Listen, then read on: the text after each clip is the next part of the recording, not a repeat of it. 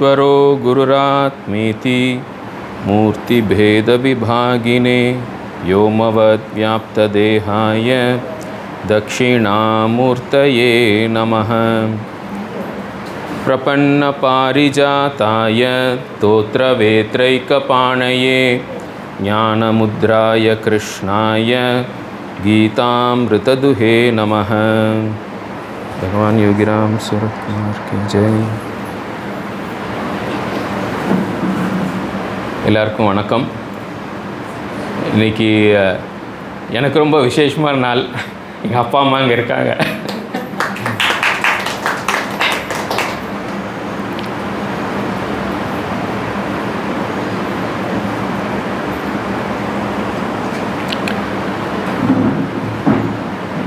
இன்றைக்கி கீதா ஜெயந்தி, பகவானோட ஜெயந்தி அன்னைக்கு இந்த வருஷம் கீதா ஜெயந்தியும் வருது. பகவான் ஜெயந்தி டிசம்பர் 1 கொண்டாடுறோம். அது அந்த ஆங்கில வருஷத்து தேதிப்படி. கீதா ஜெயந்தி வருஷம் ஏகாதசி அன்னைக்கு வரும், சுக்லபக்ஷ ஏகாதசி அன்னைக்கு. இந்த நாள் தான் மகாபாரத போர் துவங்கின நாள். அது மகாபாரத போர் ஆரம்பித்த நாளில் அன்றைக்கி தான் நமக்கெல்லாம் தெரியும், அர்ஜுனன் கதி கலங்கி நிற்கும்போது பகவான் கிருஷ்ணர் கடமை என்ன அப்படின்றத அர்ஜுனனுக்கு சொன்ன நாள். இப்போது அந்த சமயம் அது என்ன நடந்துச்சுன்றதை கொஞ்சம் நம்ம யோசித்து பார்க்கலாம்.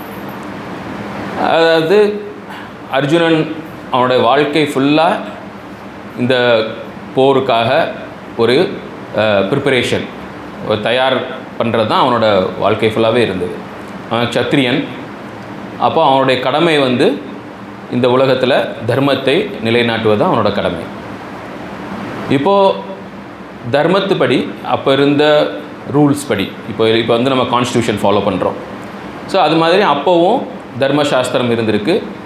அந்த கான்ஸ்டியூஷன் படி 5 குற்றங்களை பண்ணவங்க, அதில் எந்த ஒரு குற்றம் பண்ணாலும் அவங்களுக்கு மரண தண்டனை அப்படின்னு சொல்லி அந்த அப்போ இருக்கிற ரூல்ஸ் படி, அப்போ இருக்கிற தர்மசாஸ்திர படி உண்டு. அது என்ன அப்படின்னா, ஒரு ஆளை விஷம் வச்சு கொல்வது, அல்லது அவங்க தூங்கிட்டு இருக்கும்போது அவங்களோட வீட்டை தீ வைக்கிறது, அல்லது ஒரு பெண்ணுடைய மரியாதைக்கு பங்கம் விளைவிக்கிறது, அது மாதிரி அடுத்தவங்களோட சொத்தை அபகரிக்கிறது. இந்த மாதிரி 5 பஞ்சமகா பாதகங்கள் அப்படின்னு பேர் இருக்குது. இந்த 5ல் எதை ஒன்று பண்ணாலும் அதை பண்ணவங்களுக்கு அந்த நாட்டோட ராஜா மரண தண்டனை விதிக்கிறது. அதுதான் அதுக்குரிய தண்டனை. இப்போது இங்கே என்ன ஆச்சு அப்படின்னு மகாபாரதத்தில் பார்த்திங்கன்னா, இந்த பஞ்ச பாண்டவர்கள் அவங்கள ஒழிச்சு கட்டுறதுக்கு கௌரவர்கள் இந்த 5யுமே பண்ணியிருக்காங்க. இப்போ இந்த 5ல் ஏதாவது ஒன்று ஒரு சாதாரண குடிமகன் இந்த 5ல் ஏதாவது ஒன்று பண்ணாலே மரண தண்டனை தான் விதிக்கப்பட வேண்டியது. ஆனால் இங்கே என்ன ஆயிருக்கு, அதுவும் ராஜா, துரியோதனன் ராஜாவாக இருந்தோம். ராஜா இந்த 5யுமே பண்ணியிருக்கான் அப்படின்னா அப்போ அதுக்கு கண்டிப்பாக மரண தண்டனை தான் விதிக்கணும். இப்போ ஒரு சாதாரண குடிமகன் இந்த மாதிரி தப்பு பண்ணால் அந்த ராஜா தண்டனை கொடுக்க வேண்டியது. ராஜாவே இப்படி தப்பு பண்ணால் அந்த ரூல்ஸ் படி மிச்ச ராஜாக்கள் தர்மத்தை நிலைநாட்டணும், அந்த நாட்டில் போய் தர்மத்தை நிலைநாட்டணும். இதுதான் அப்போ இருக்கிற சட்ட விதிமுறை. இப்போயும் அதே மாதிரி தான். ஒரு நாட்டு தலைவரே தப்பு பண்ணால் இன்டர்நேஷ்னல் கோர்ட் ஆஃப் ஜஸ்டிஸ்ன்னு இருக்குது. அங்கே அவங்க நாட்டு தலைவர்களே தப்பு பண்ணால் மிச்ச நாடுகள் தட்டி கேட்கலாம். இதுதான் அப்பையும் இருக்கிற சட்டம், இப்போயும் இருக்கிற சட்டம் அதே தான். இப்போ இது அர்ஜுனன் பகவத்கீதையில் முதல் அத்தியாயத்திலேயே அர்ஜுனன் சொல்கிறான், இவங்க பஞ்சமகா பாதகத்தை பண்ணவங்க, ஆத்தத்தாயி அப்படின்னு பேர், அது பண்ணவங்கன்னு சொல்கிறான் அர்ஜுனன். ஆனால் அர்ஜுனன் என்ன நினைக்கிறான், ஆனால் இவங்க என்னோட குரு துரோணர் என்னோடய குரு, பீஷ்மர் மரியாதைக்குரிய தாத்தா, கொள்ளு தாத்தா. ஆனால் அவங்களாம் மரியாதைக்குரியவர்கள் தான். அப்போ இவங்க வந்து நிற்கும்போது எனக்கு என்ன பண்ணணும்னு எனக்கு தெரியல அவனுக்கு. அது அர்ஜுனன் வந்து ஒரு கணம் அவன் வந்து நான் ராஜா, நான் வந்து ஒரு க்ஷத்திரியன், இந்த உலகத்தில் தர்மத்தை நிலைநாட்டுறதுக்காக தான் அதுதான் என்னுடைய கடமை அப்படின்றத மறந்துட்டு இவங்களெல்லாம் கொன்று நான் ராஜ்யத்தை கைப்பற்றணுமா, அப்படி ஒரு ராஜ்யம் எனக்கு வேணுமா அப்படின்னு அவன் யோசிக்கிறான். அப்புறம் அர்ஜுனன் பார்த்திங்கன்னா அது மன்னனாக இருந்தவன், ராஜாவாக இருந்தவன், இந்திரனோட புத்திரன்ற பேரில் ஸ்வர்க்கத்தில் போய் அங்கே இருக்கிற சுகபோகங்கள் எல்லாம் அனுபவிச்சவன். அப்படி இருந்துட்டு அவன் அர்ஜுனன் சொல்கிறான், நான் பார்க்காதது இல்லை இந்த உலகத்தில், இந்த உலகத்துலேயும் பார்க்காதது இல்லை, சொர்க்கலோகத்துலேயும் பார்க்காதது இல்லை. எனக்கு ஒன்றும் வேண்டாம், எனக்கு இப்போ ஒன்றுமே வேண்டாம். எனக்கு இதை நான் சண்டை பிடிச்சி நான் என்ன சாதிக்க போகிறேன், எனக்கு வேண்டாம் அப்படின்னு அர்ஜுனன் வந்து சொல்கிறான். அப்போ கிருஷ்ணர் வந்து சொல்கிறார், நீ இப்படி பண்ணக்கூடாது. ஏன்னா வாழ்க்கை ஃபுல்லாக போருக்கு தான் தயாராகிறது தான் உன்னோட கடமை. ஏன்னா அவங்களோட இப்போ ஒரு மிலிட்ரி பார்த்திங்கன்னா அவங்க வாழ்க்கை பூரா அவங்க மிலிட்ரி ட்ரைனிங்கில் தான் இருப்பாங்க. அப்போ நாடு வந்து அவ்வளோ தூரத்துக்கு அவங்க மேலே ஒரு இன்வெஸ்ட்மெண்ட், ஒரு முதலீடு பண்ணியிருக்கு நாடு. அது நாட்டு மக்கள், இந்த சமூகம் வந்து அந்த சோல்ஜர்ஸ் மேலே, அந்த அவங்க மேலே இவ்வளவு தூரத்துக்கு முதலீடு பண்ணியிருக்கு. கடைசி நேரத்தில் தர்மத்துக்காக சண்டை பிடிக்க வேண்டிய கடமையை செய்ய வேண்டிய நேரத்தில் இல்லை நான் மாட்டேன்னு சொன்னால் அது தப்பு. ஏன்னா முதல்லே முடிவுபடுத்தி பண்ணியிருக்கலாம், இல்லை இந்த வேலை எனக்கு வேண்டாம் அப்படின்னு.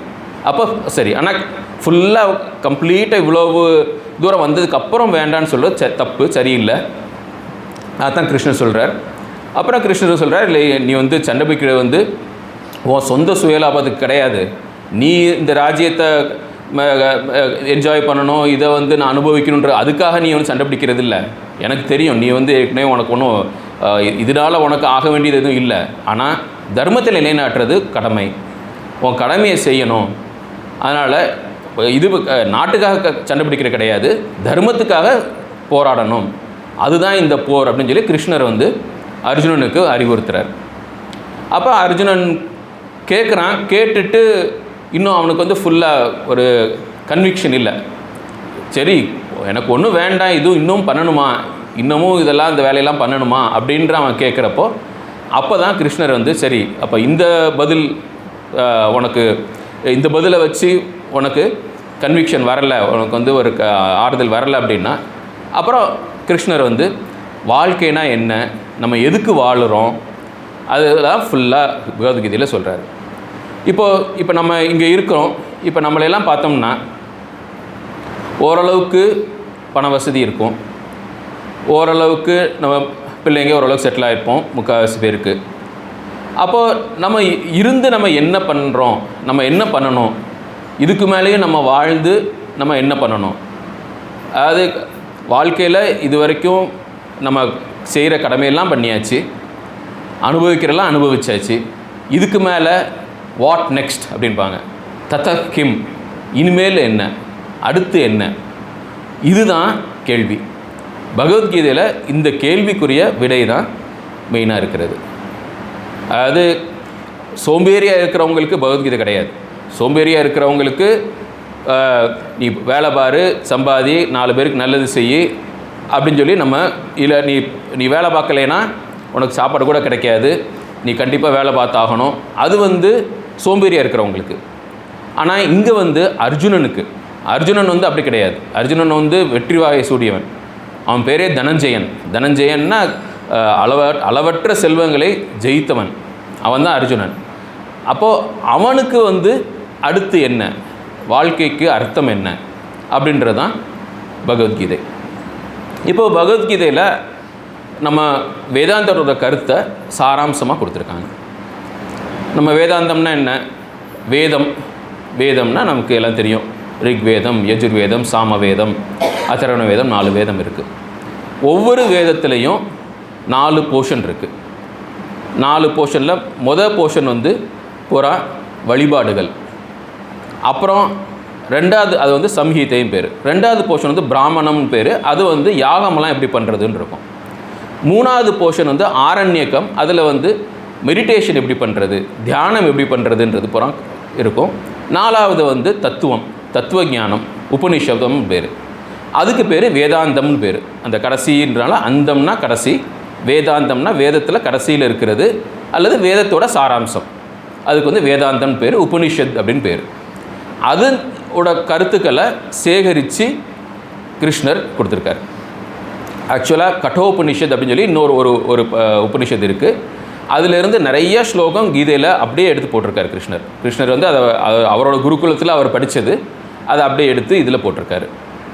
அப்போது இதுதான் இந்த வேதத்தோட சாராம்சத்தை பகவத்கீதை சொல்லுது. இப்போ வேதத்தோட சாராம்சம் என்ன அப்படின்னோம்னா, வந்து நான் யார், அதாவது ரெண்டே கேள்விக்கு பதில் தான். நான் யார் இது ஒன்று, இன்னொன்று வாழ்க்கையோட குறிக்கோள் என்ன. இந்த ரெண்டு கேள்விக்கு அர்த்தம் நமக்கு கரெக்டாக புரிஞ்சதுன்னா நமக்கு வாழ்க்கையில் கவலைன்றதுக்கு இடமே கிடையாது.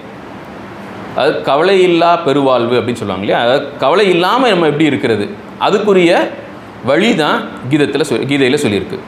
கீதை வந்து கீதை உபதேசம் ஆரம்பிக்கிறது வந்து 2வது அத்தியாயத்தில் 11வது ஸ்லோகத்தில் கீதையோட. அப்போ தான் கீதையோட உபதேசம். அதுக்கு முன்னாடி இருக்க போகிற கொஞ்சம் கதை, முன்கதை சுருக்கம் மாதிரி கதை வரும். அப்புறம் அந்த 2வது அத்தியாயத்தில் 11வது ஸ்லோகத்தில் தான் ஆக்சுவல் கீதையோட வரி.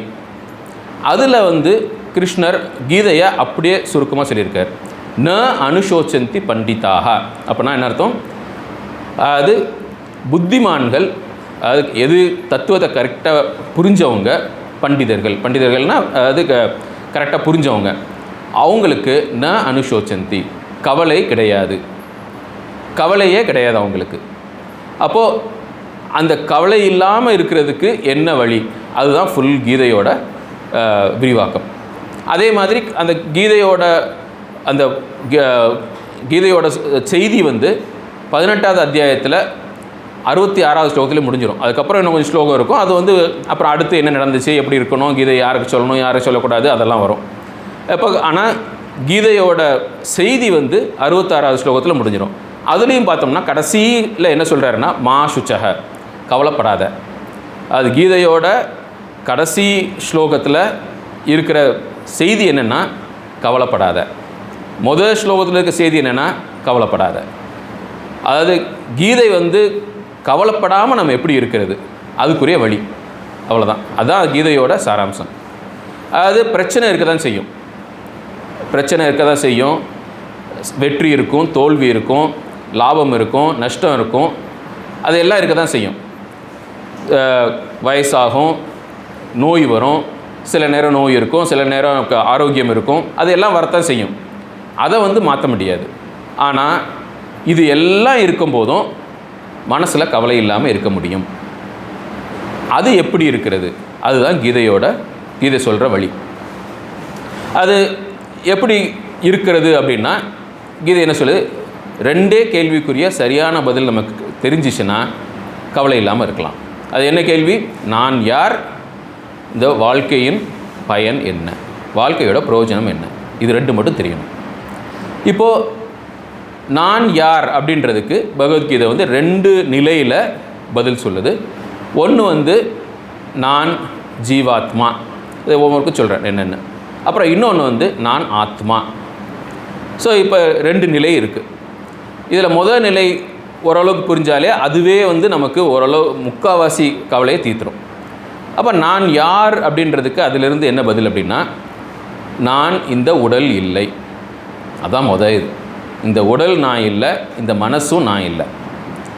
இந்த உடலும் மனசையும் விட்டு இன்னொரு தத்துவம், அதுதான் நான். ஏன்னா நம்ம சொல்கிறோம்ல, ஏன் உடம்புன்றோம் இல்லையா, ஏன் மனசுன்றோம். அப்படின்னா அதுலேருந்தே நமக்கு தெரிஞ்சுது, அப்போ நான் இல்லை அப்படின்னு. இந்த உடம்பும் நான் இல்லை, இந்த மனசும் நான் இல்லை. இந்த உடம்பு இருக்கும், நம்ம சின்ன பிள்ளையாக இருக்கும்போது நமக்கு இந்த உடம்புல எத்தனையோ செல்லெல்லாம் இருந்திருக்கும். சொல்கிறாங்க 12 வருஷத்துக்கு ஒருக்கா இருக்கிற எல்லா செல்லுமே மாறிடுமா.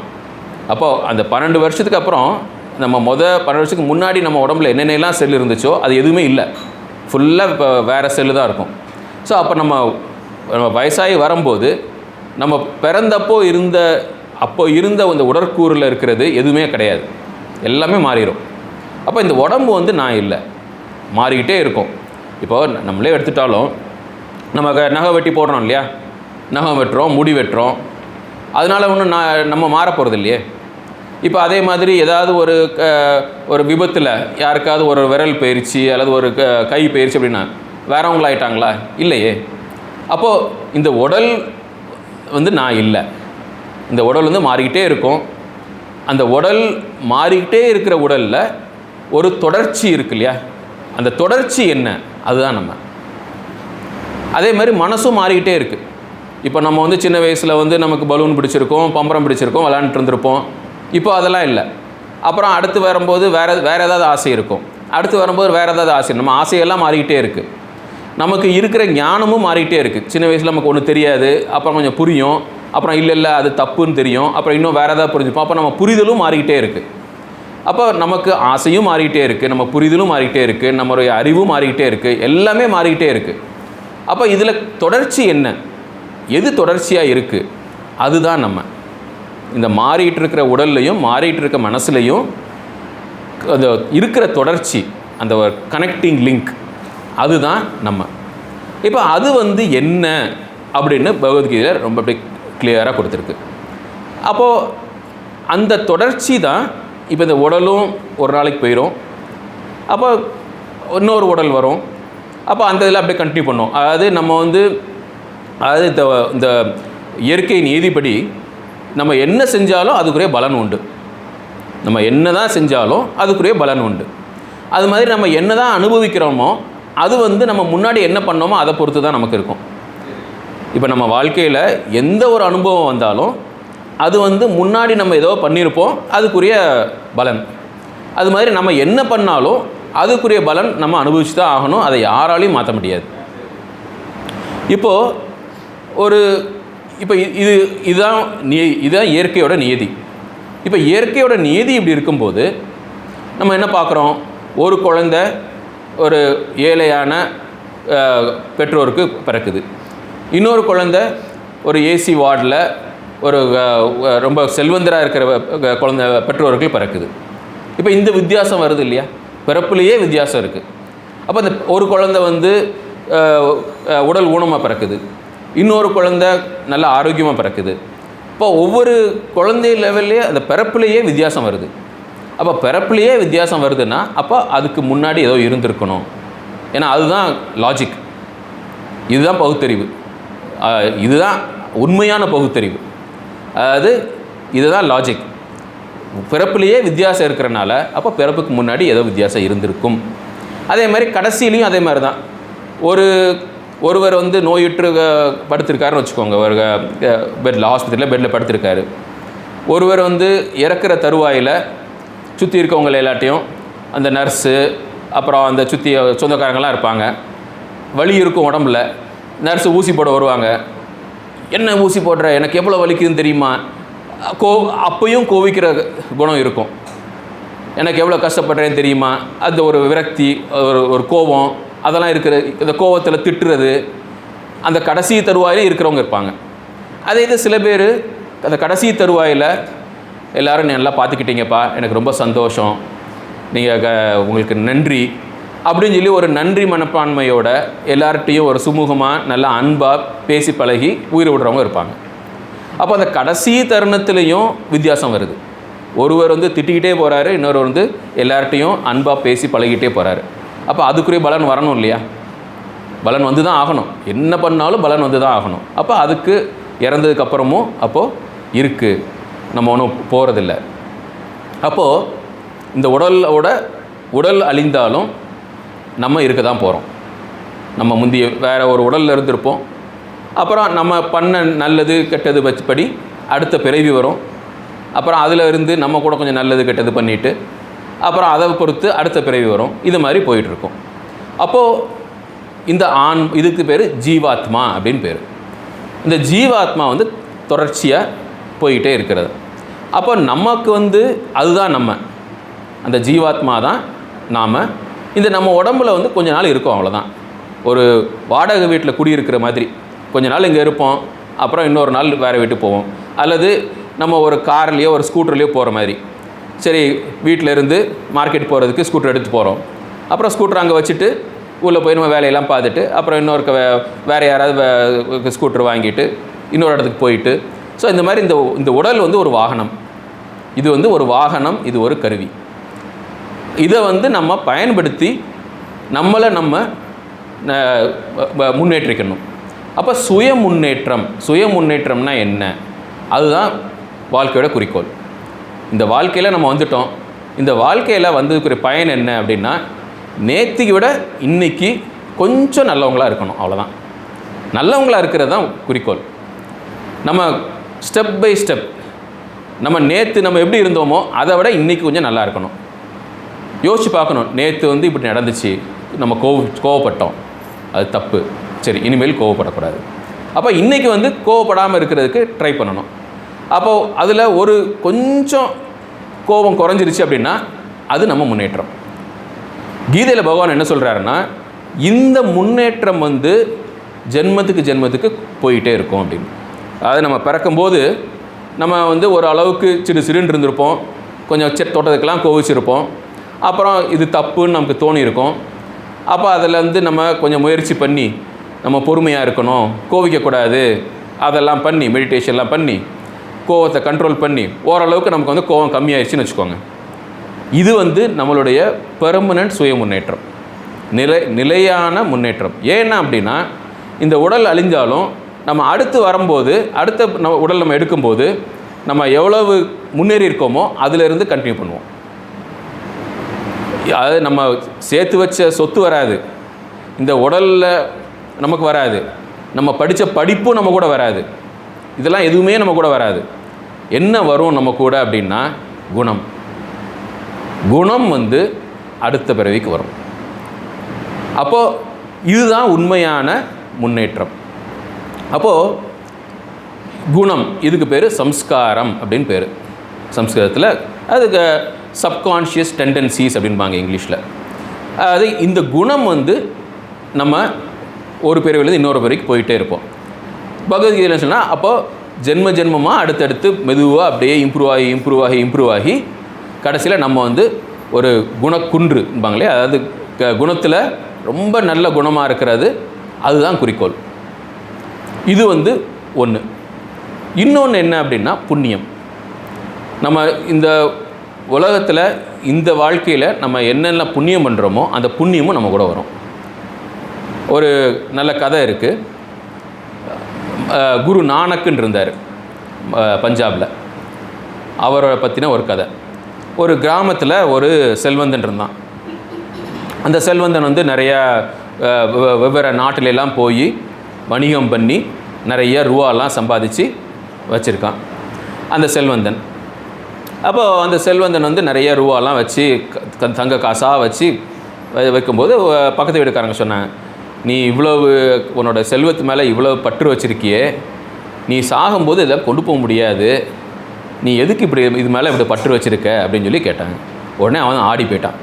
அப்படியா, நான் கொண்டு போக முடியாது, இவ்வளோ கஷ்டப்பட்டு நான் சம்பாதிச்சிருக்கேன், இதை நான் கொண்டு போக முடியாதா அப்படின்னு அவன் கேட்கும்போது இல்லை கொண்டு போக முடியாது அப்படின்னு. அப்போது அவன் வந்து எல்லார்ட்டையும் போய் அந்த ஊரில் இருக்கிற தெரிஞ்சவங்க எல்லார்ட்டையும் போய் நல்லா படித்தவங்கள்டெல்லாம் கேட்டுட்டு எல்லோரும் ஆமாம், சாகும்போது இந்த உடம்பையே கொண்டு போக முடியாது, நீ இந்த ரூபாய் எப்படி கொண்டு போக முடியும், அதெல்லாம் முடியாது அப்படின்னாங்க.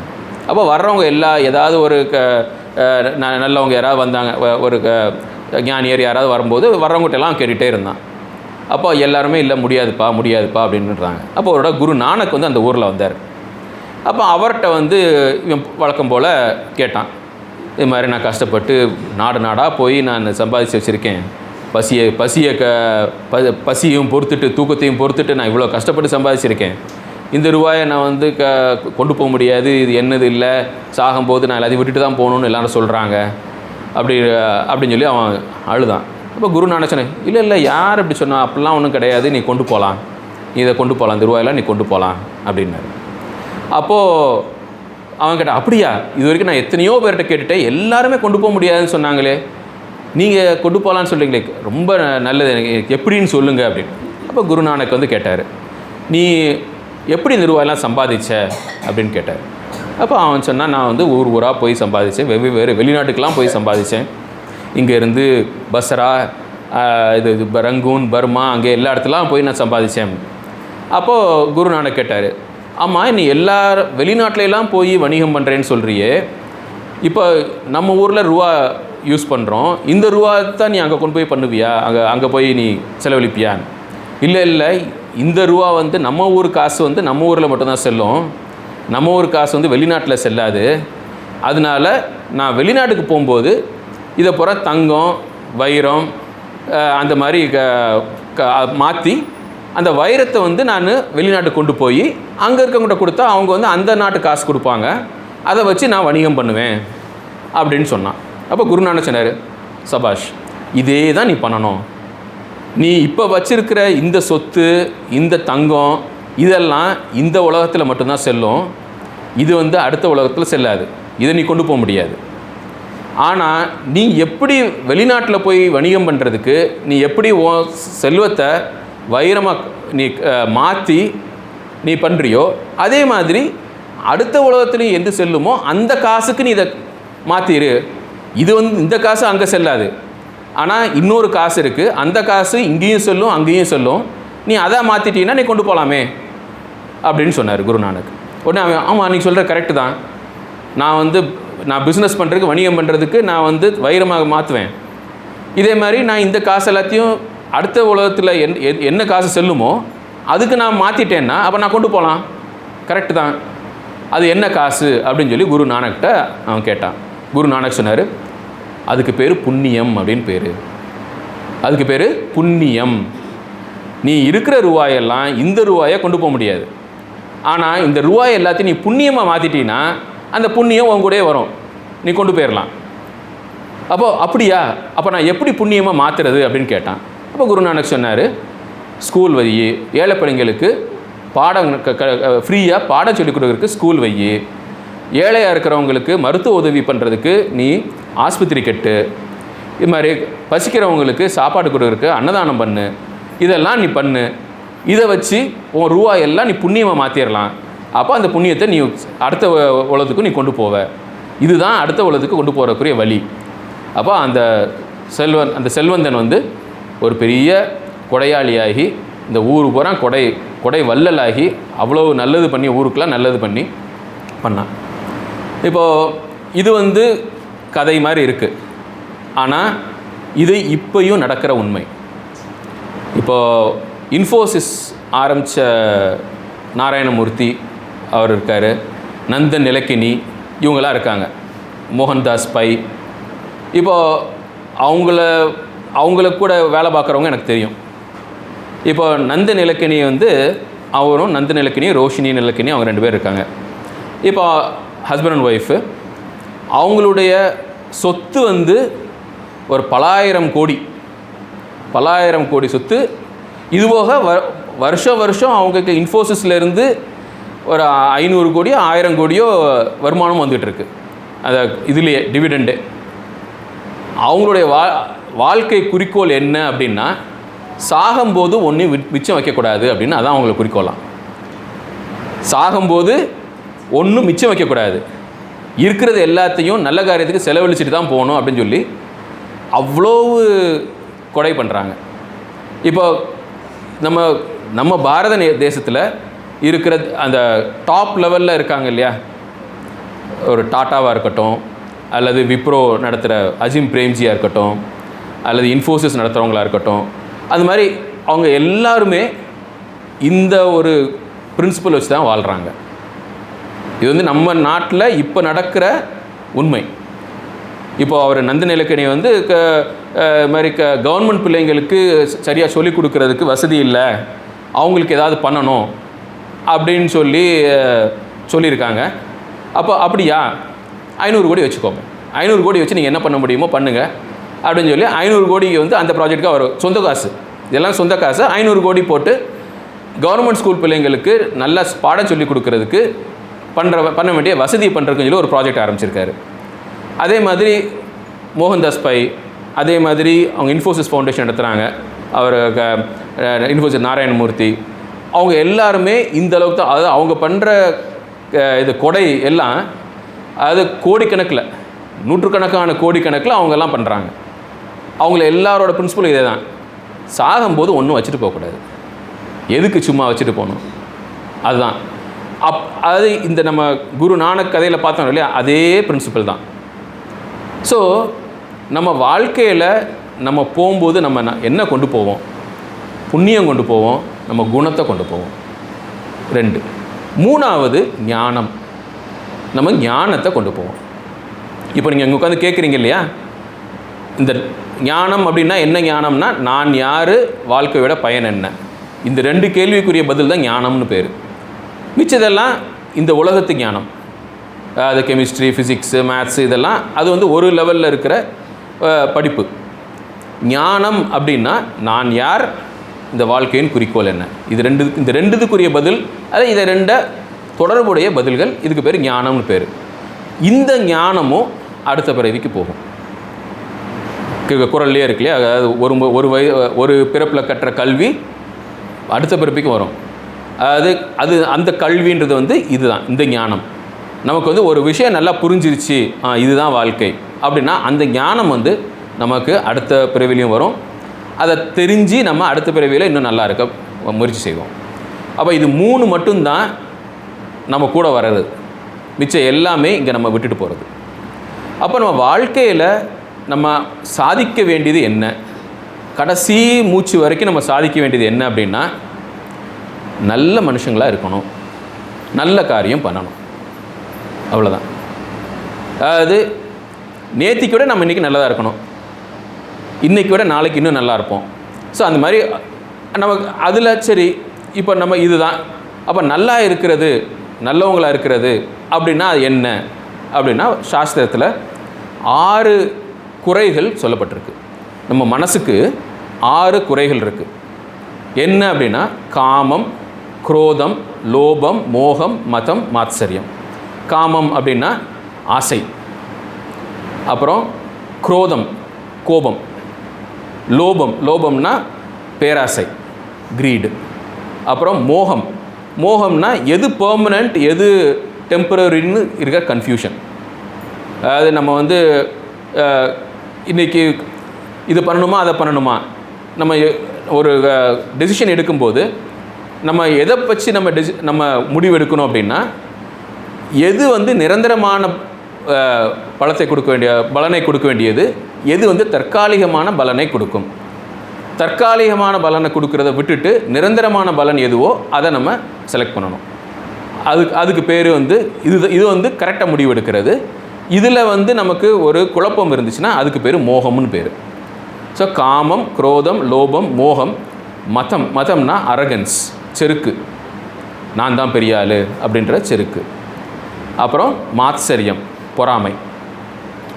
இந்த 6 வந்து மனசோட குறைகள். இது வந்து ஆக்சுவலாக மிருகத்து குணம், இதெல்லாம் மனித குணமே கிடையாது. இந்த 6ம் மனித குணமே கிடையாது, இதெல்லாம் மிருக குணங்கள். இந்த மிருக குணங்கள் நம்ம உடம்பு வந்து மிருகத்திலிருந்து அந்த பரிணாம வளர்ச்சியில் வந்திருக்கிறனால இன்னும் இருக்குது, அவ்வளோதான். இதை வந்து நம்ம இதில் இருந்து வெளிப்பட்டு நம்ம வர்றது மனுஷங்களாக இருக்கிறதுக்குரிய அதுதான் வழி. அப்போ இந்த 6 குணங்களையும் நம்ம எவ்வளோக்கோ குறைக்கிறோமோ அதுக்கு பேர் நம்ம சுய முன்னேற்றம் அப்படின்னு பேர். அப்போ சுய முன்னேற்றம்னா இந்த 6 குறைக்கணும், அவ்வளோதான். அது வந்து கரெக்டாக சாஸ்திரத்தில் தெளிவாக இந்த 6 லிஸ்ட்டு போட்டு கொடுத்துருக்காங்க.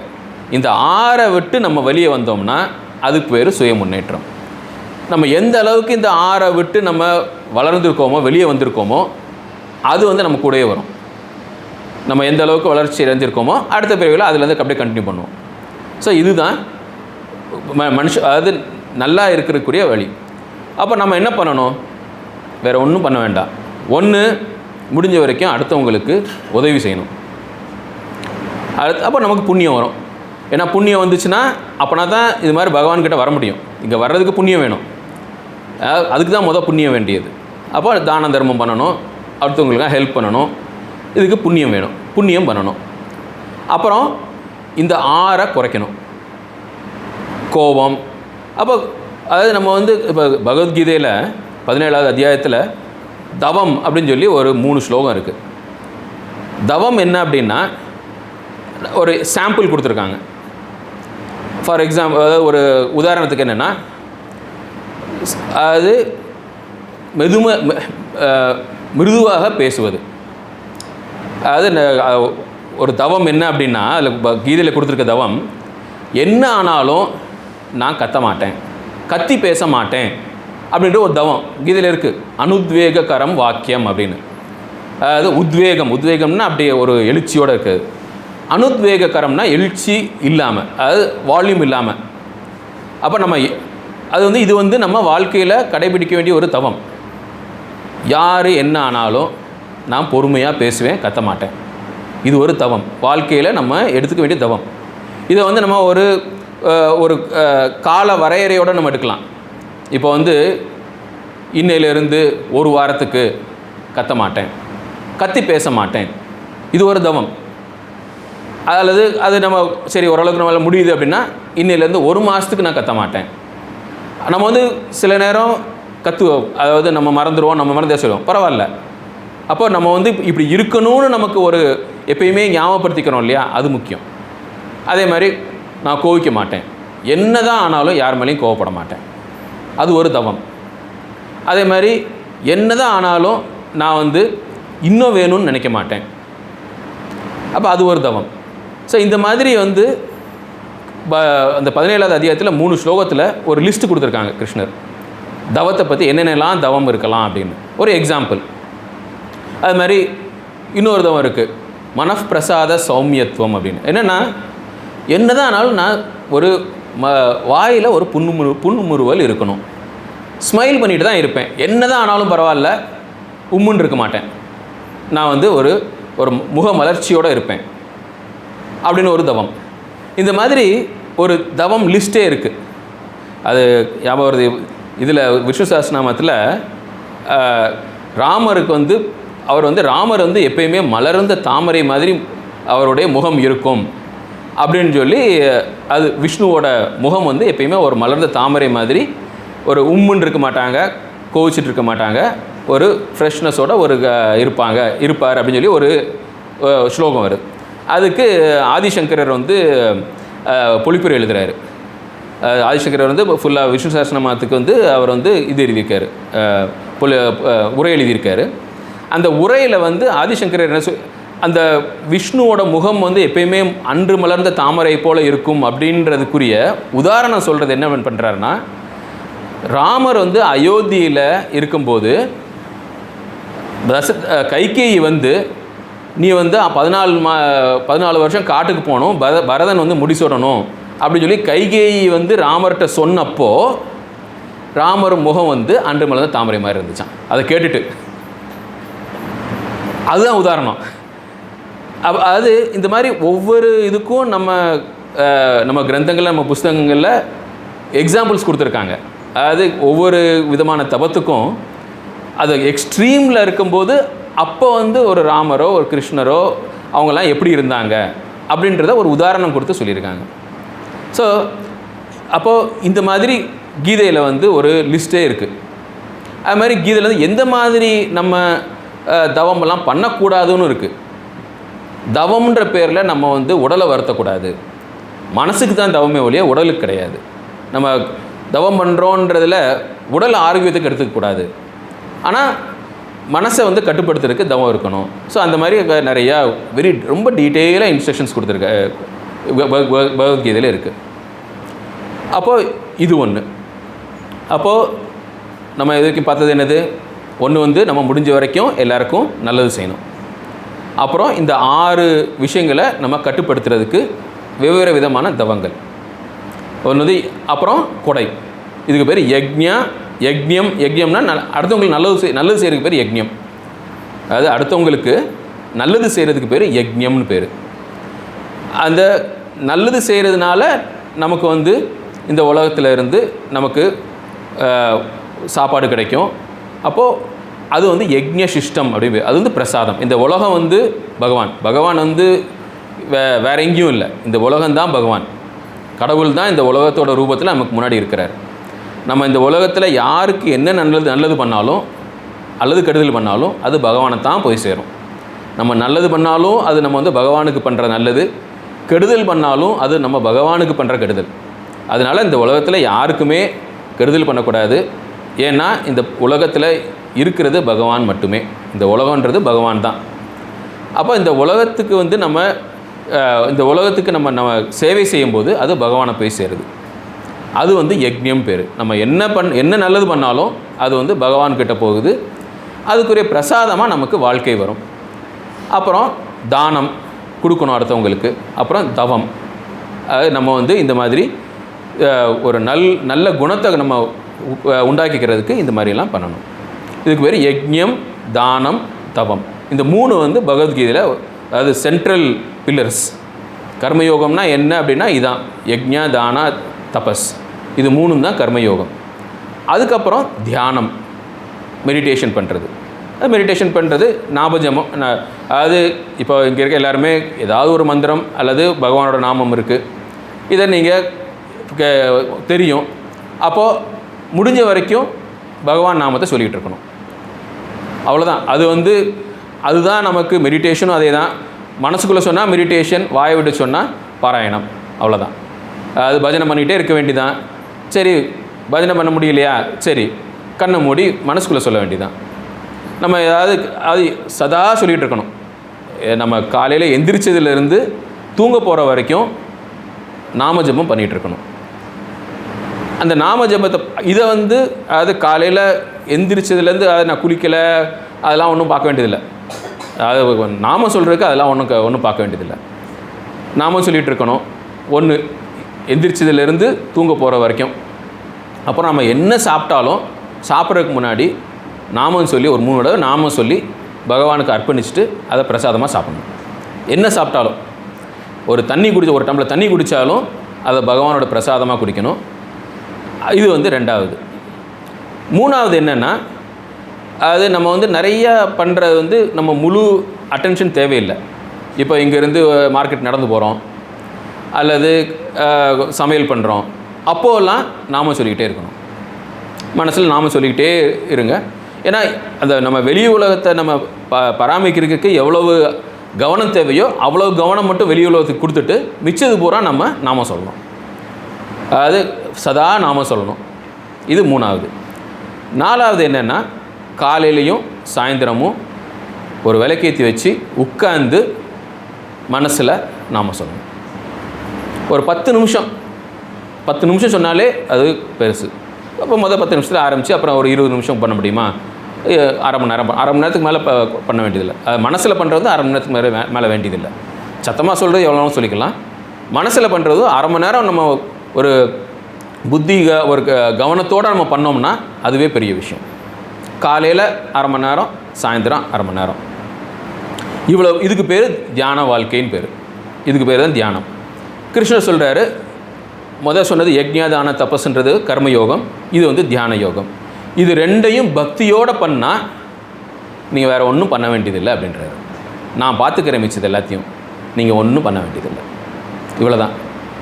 அதாவது கர்மயோகம், தியான யோகம் 2மே பக்தியோடு பண்ணணும். கர்மயோகம்னா என்ன? யக்ஞம், தானம், தபஸ். இதுதான் கர்மயோகம். யக்ஞம்னா என்ன? எல்லாருக்கும் நல்லது பண்ணுறது. தானம்னா என்ன?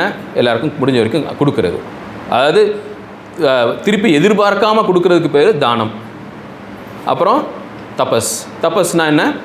நம்மளுடைய குணத்தை மேம்படுத்திக்கிறதுக்காக நம்ம எடுத்துக்கிற விரதங்கள். இந்த விரதங்கள்னால் நம்ம சரி நான் திங்கக்கிழமை சாப்பிட மாட்டேன், வெள்ளிக்கிழமை நான் கோயிலுக்கு போவேன், அதுவும் ஓகே தான். அந்த விரதம் தப்பு சொல்லலை. ஆனால் அதை விட நீங்கள் எடுக்க வேண்டிய விரதம், இன்னும் நல்ல விரதம் என்னென்னா இந்த மாதிரி விரதம். அது கிருஷ்ணன் என்ன சொல்கிறாருன்னா, அனுத்வேக கரம் வாக்கியம். அப்படின்னா என்னென்னா, என்ன தான் நான் கத்த மாட்டேன், மெதுவாக தான் பேசுவேன். அப்புறம் சத்தியம், பிரியம், ஹிதம். நான் என்ன சொன்னாலும் அது உண்மையாக இருக்கும், அன்பாக இருக்கும், பயனுள்ளதாக இருக்கும். இந்த 3 இருக்கணும், இல்லைன்னா நான் பேச மாட்டேன். ஸோ இந்த மாதிரி. அப்புறம் அனுத்வேக கரமாக்கியம், சத்தியம், பிரிய, ஹிதம் செய்யத்து. அப்புறம் இது ஸ்வாத்தியாய பிரவச்சனம். ஸ்வாத்தியாயனா நல்ல புக் படிக்கிறது. டெய்லி கொஞ்ச நேரம் ஒரு ஸ்தோத்திரமோ ஒரு புக்கு, அதாவது ஒரு நல்ல விஷயம் படிக்கணும். அப்புறம் சுவாத்தியாய, அப்புறம் அபியாசனா நாமம் சொல்கிறது.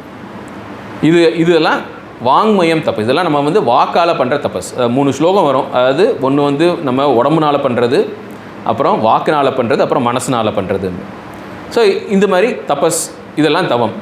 அப்புறம் என்ன ஆனாலும் நான் ஒரு முக மலர்ச்சியோடு இருப்பேன். இந்த மாதிரி நீங்கள் தபம் எடுத்துகிட்டு இருக்கலாம். இதுதான் தபஸ்ன்னு பேர். அப்புறம் இதெல்லாம் பண்ணுறதுக்கு உறுதுணையாக இருக்க வேண்டியது தியானம். இதெல்லாம் பண்ணால் தியானம் வந்து ஆட்டோமேட்டிக்காக வரும். அதாவது இதெல்லாம் பண்ணாமல் நான் உட்காந்து நான் மெடிடேஷன் பண்ணும்போது எனக்கு மனசு எங்கெங்கேயோ அலையுது அப்படின்னா அப்போ இது ஒழுங்காக பண்ணலன்னு அர்த்தம்.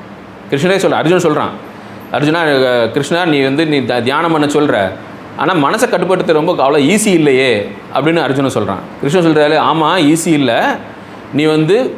நீ மிச்ச நேரத்தில் நீ ஒழுங்காக நாமம் சொல்லிட்டு இருந்தீன்னா நீ தியானத்துக்கு உட்காரும்போது ஆட்டோமேட்டிக்காக நாமம் வரும். நீ மிச்ச நேரம் நாமம் சொல்லாமல் இருந்தீன்னா நீ தியானம் பண்ணும்போது எப்படி நாமம் வரும்? மனசு எல்லா இடத்துக்கும் சுத்தத்தான் செய்யும். அப்போ நமக்கு தியானம் பண்ணுறது, ஒழுங்காக தியானம் பண்ணுறதுக்கு என்ன வழி அப்படின்னா, அந்த அரை மணி நேரம் தியானம் பண்ணுறதுக்கு மிச்ச நேரம் ஃபுல்லாக நம்ம நாமம் சொல்லிகிட்டு இருக்கணும். அப்போ அந்த அரை மணி நேரம் ஆட்டோமேட்டிக்காக தியானம் வரும். அதுதான் கிருஷ்ணர் சொல்கிற பதில்.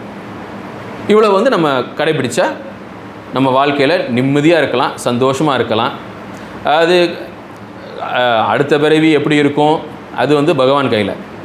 ஆனால் நம்ம இதெல்லாம் நம்ம கடைபிடிச்சு இருந்தோம்னா, கிருஷ்ணரே சொல்கிறாரு 6வது அத்தியாயத்தில் கிருஷ்ணரே சொல்கிறாரு, இந்த மாதிரி பண்ணுறவங்க அடுத்த பிறவியில் இன்னும் அடுத்த லெவலுக்கு போகிறதுக்கு அது மாதிரியான குடும்பத்தில் அவங்க பிறப்பாங்க, அதுக்குரிய வசதியெல்லாம் அவங்களுக்கு கிடைக்கும். அது இப்போ நம்ம வந்து யோகிராம் சரத்குமார் நல்ல பக்தியாக இருந்து நம்ம எல்லாம் பண்ணோம்னா அடுத்த பிறவி ஆட்டோமேட்டிக்காக ஒரு டிவோட்டிஸ் வீட்லேயே போய் பிறக்கிறதுக்கு வாய்ப்பு இருக்கும். அப்போ நம்ம சின்ன வயசு, இப்போ இந்த வயசில் வந்து நம்ம எத்தனையோ காலம் நம்ம வேஸ்ட் பண்ணிவிட்டு அப்புறம் கடைசியில் தான் வந்திருக்கோம் பகவான்கிட்ட.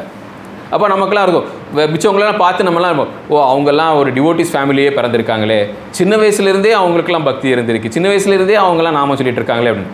அப்போ நம்ம இந்த பிறவியில் நம்ம ஒழுங்காக பண்ணோம்னா அடுத்த பிறவிலையும் ஒரு பக்தர்கள் வீட்டிலே போய் பிறந்து சின்ன வயசுலேருந்தே நமக்கு வந்து பகவானுடைய அருள் கிடைக்கிறதுக்கு வாய்ப்பு இருக்குது. அதுக்குரியதுக்கு வந்து நம்ம இப்போ நம்ம என்ன பண்ணுறோமோ அதை பொறுத்து இருக்குது. அது அடுத்த பிறவி வந்து அடுத்த பிறவி வேண்டான்றது அது வந்து வேறு தத்துவம். ஆனால் நீங்களே யோசிச்சு பாருங்களேன், ஒரு பக்தர்களோட வீட்டில் பிறந்து பகவான் காலடியிலேயே வளர்ந்து ஆசிரமத்திலே அடிக்கடி போயிட்டு வந்து வாழ்க்கை பூரா பகவானோட பிரசாதமாகவே நம்ம வாழ்ந்துட்டுருக்கோம்னா, அப்படி இருக்கிற வாழ்க்கை எத்தனை இடம் இப்போ இருந்தாலும் ஒன்றும் கவலை இல்லையே நமக்கு. அதனால் நம்ம அடுத்த பிறவி வேண்டாம் அப்படின்னு நினைக்கக்கூடாது. எனக்கு வந்து எத்தனை பிறவி வந்தாலும் ஒரு பக்தையாக நான் இருக்கணும். சின்ன வயசுலேருந்தே எனக்கு பக்தி வேணும். ஒரு பக்தி இருக்கிற குடும்பத்தில் பிறக்கணும். சின்ன வயசுலேருந்தே எனக்கு பக்தி வேணும். அப்போ நான் பகவான் நாமத்தையே சொல்லிகிட்டே நான் கடைசி வரைக்கும் காலத்தை ஓட்டணும். அந்த மாதிரி இறைவா நீ எத்தனை பிறவி கொடுத்தாலும் பரவாயில்ல, நான் இருக்கிறேன், எனக்கு ஒன்றும் இல்லை, என்ன 4 பேருக்கு நல்லது செஞ்சுட்டு நம்ம போயிட்டு இருந்துகிட்டே இருக்க வேண்டியதானே, இதில் என்ன பெரிய பிரச்சனை? அதனால் அதுதான் வாழ்க்கை. அதாவது வாழ்க்கை வந்து நம்ம நெகட்டிவாக இருக்கக்கூடாது. வாழ்க்கை வந்து ரொம்ப கஷ்டம் அப்படின்னு நினைக்கக்கூடாது. அப்படிலாம் ஒன்றும் கிடையாது. நம்ம கடவுளை நினச்சிட்டு இருக்கிற வரைக்கும் வாழ்க்கையில் என்ன நடந்தாலும் ஸ்மூத்தாக இருக்கும். நம்ம எப்போ வாழ்க்கையில் பிரச்சனை வருமோ அப்போ வந்து நம்ம கடவுளை மறந்தனால பிரச்சனை வரும், அவ்வளோதான். இப்போ கபீர்தாசர் வந்து சொல்கிறாரு, அதாவது கடவுளுக்கு வந்து நம்ம வந்து அவரை நினைக்கணும், அதுதான். இப்போ யாராவது வந்து இவன் வந்து வாழ்க்கையில் கஷ்டம் வரும்போது தான் கடவுளை நினைப்பான், நல்லது வரும்போது சும்மா சினிமா பார்ப்பான், போய் எல்லாம் கூத்தடிப்பான், அதெல்லாம் பண்ணுவான், கஷ்டம் வரும்போது மட்டும் தான் என்ன நினைப்பான் அப்படின்னா கடவுள் என்ன செய்ய வரான், அவனுக்கு அப்போ கஷ்டத்தை கொடுப்பாரான். ஏன்னா அப்புறம் தானே என்ன நினைப்பான். அதனால் இது நமக்கு வாழ்க்கையில் நல்லது நடக்கும்போது நம்ம பகவானே நினச்சோம்னா நம்ம வாழ்க்கையில் நிறைய நல்லது நடக்குது. எனக்கு நிறைய நல்லது நடக்குது, கோயிலுக்கு போய் அன்னதானம் பண்ணலாம், பகவான்கிட்ட போய் தேங்க்ஸ் சொல்லணும், இன்றைக்கி வந்து எனக்கு இன்றைக்கி எல்லாமே ஸ்மூத்தாக போயிருக்கு, நான் இன்றைக்கி இன்னும் கூட கொஞ்சம் ஒரு அரை மணி நேரம் நான் நாமஜபம் பண்ணுறேன் அப்படின்னு இருந்தோம்னா கடவுள் பார்ப்பாரான், நல்லது கொடுத்தா இவன் வந்து நம்மளை நினைக்கிறான், அப்போ இவனுக்கு நல்லதே கொடுப்போம் அப்படின்னு சொல்லி நல்லதே கொடுப்பாரான். அதனால் அதாவது வாழ்க்கைன்றது வந்து குறிக்கோள் என்ன அப்படின்னா பகவானை நினைக்கிறது, அவ்வளோதான். 4 பேருக்கு நல்லது செய்யணும், பகவானை நினைக்கணும். கபீரரசு சொல்லுவார், ஹாத் மே காம் முஹ் மே ராம். கையில் வேலை, வாயில் ராமர். காம்னா வேலை, கையில் அடுத்து 4 பேருக்கு நல்லது செய்கிற வேலை, வாயில் ராமநாமம். அவ்வளோதான் வாழ்க்கையில். இது தவிர வேறு ஒன்றுமே வேண்டியதில்லை. இதுதான் வாழ்க்கை. பகவத்கீதையில் இதே தான் திருப்பி திருப்பி திருப்பி திருப்பி சொல்கிறாங்க. இதை நம்ம ஒழுங்காக பண்ணோம்னா மிச்சதெல்லாம் ஆட்டோமேட்டிக்காக அதுவாக நடக்கும்னு சொல்லி கிருஷ்ணன் சொல்கிறார். இந்த 2 தான் நம்ம பண்ண வேண்டியது. பக்தியோட கடமை செய்யணும், பக்தியோட நல்லது செய்யணும், அதுக்கு பேர் கர்மயோகம்னு பேர். பக்தியோட நாமம் பண்ணணும், பக்தியோட தியானம் பண்ணணும், அதுக்கு பேர் தியான யோகம்னு பேர். இவ்வளோதான். இந்த 2 தான் கீதையில் சொல்லியிருக்கிற வழி. இதை நம்ம கடைபிடிச்சோம்னா வாழ்க்கையில் நிம்மதியாக இருக்கலாம். கஷ்டம் வரும், கஷ்டம் வராதுன்னு கீதையில் சொல்லவே இல்லை. கீதையில் என்ன சொல்லு, கஷ்டம் என்ன கஷ்டம் வந்தாலும் அவன் நிம்மதியாக இருப்பான் அப்படி தான் சொல்கிறார் கீதையில். கஷ்டம் வராதுன்னு சொல்லி கீதையில் எங்கேயுமே சொல்லலை. என்ன கஷ்டம் வந்தாலும் அவன் சாந்தியோடு இருப்பான், நிம்மதியாக இருப்பான். அதுதான் அந்த பராபக்த லட்சணம் பேர். அதாவது அந்த பக்தியுடைய உச்சிக்கு ரீச் பண்ணவங்களோட குணம். என்ன கஷ்டம் வந்தாலும் மனசில் நிம்மதி இருக்கும். அதுதானே வேணும் நமக்கு, வேற என்ன வேணும்? ஸோ அதுதான் கீதையில் சொல்லியிருக்கு. ஏதாவது கேள்வி இருந்தால் நீங்கள் கேட்கலாம்.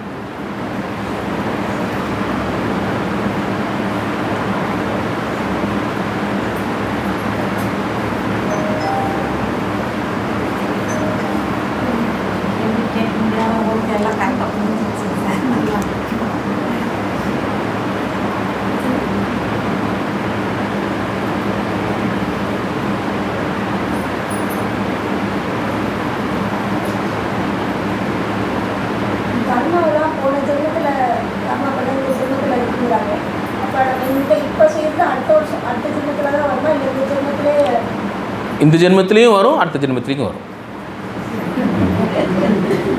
ரெண்டுமே. அதாவது இந்த ஜென்மத்தில் அனுபவிக்கிறதும், இந்த ஜென்மத்தில் நம்ம முன்னாடி பண்ணது ப்ளஸ் போன ஜென்மத்தில் பண்ணது. அதே மாதிரி இந்த இப்போ நம்ம பண்ணுறதும் கொஞ்சம் விஷயம் இந்த ஜென்மத்திலே கூட வரும், சில விஷயம் அடுத்த ஜென்மத்தில் வரும். ஆனால் வராமல் போகாது.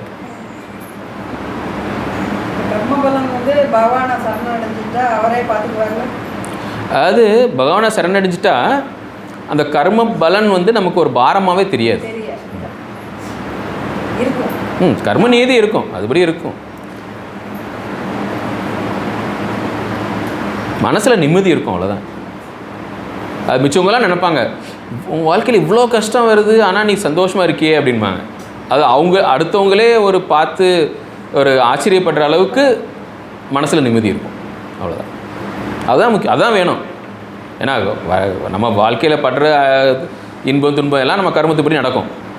ஆனால் என்ன நடந்தாலும் மனசில் நிம்மதி இருக்கணும், அவ்வளோதான்.